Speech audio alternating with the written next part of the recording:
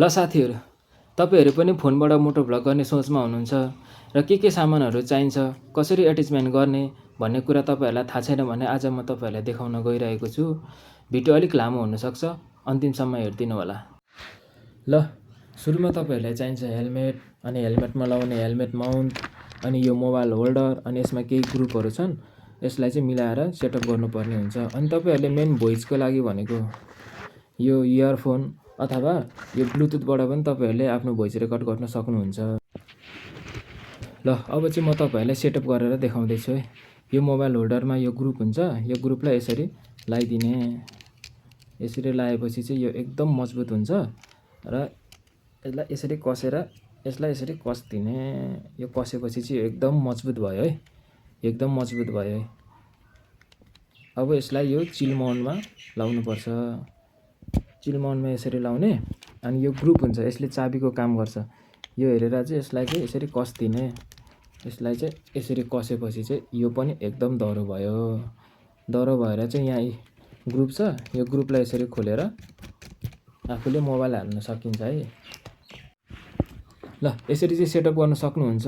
यदि सेटअप गर्दा नि यसरी तपाईँहरूको फोनहरू हल्लियो भने चाहिँ तपाईँहरूले यहाँ कसनुपर्ने हुन्छ। यसको नट हुन्छ यहाँ कसेर चाहिँ तपाईँले एकदम मजबुत बनाउन सक्नुहुन्छ।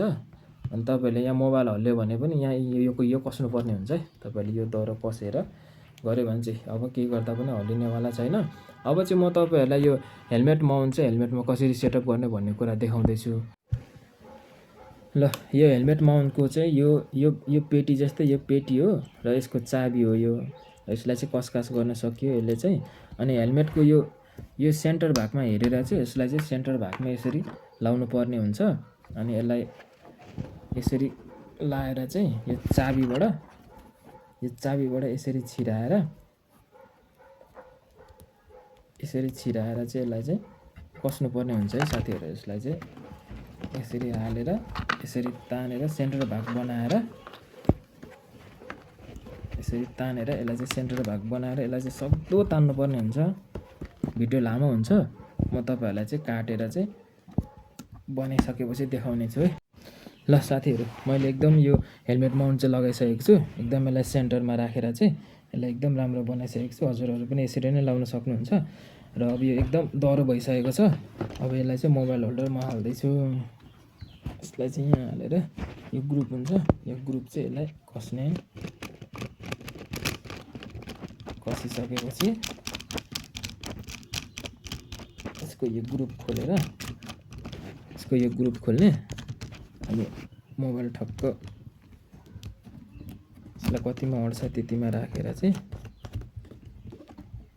यसलाई यसरी बनाउन सक्नुहुन्छ। यसलाई एकदम कसेर चाहिँ यो दह्रो भइसकेको छ। अब यो हल्लिँदैन केही गर्दा पनि। म तपाईँहरूलाई लाएर पनि देखाइदिन्छु।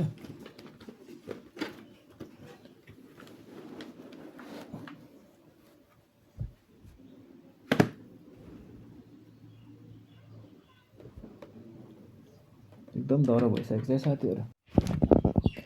ल साथीहरू, मेरो भिडियो कस्तो लाग्यो सल्लाह सुझाव दिनु होला।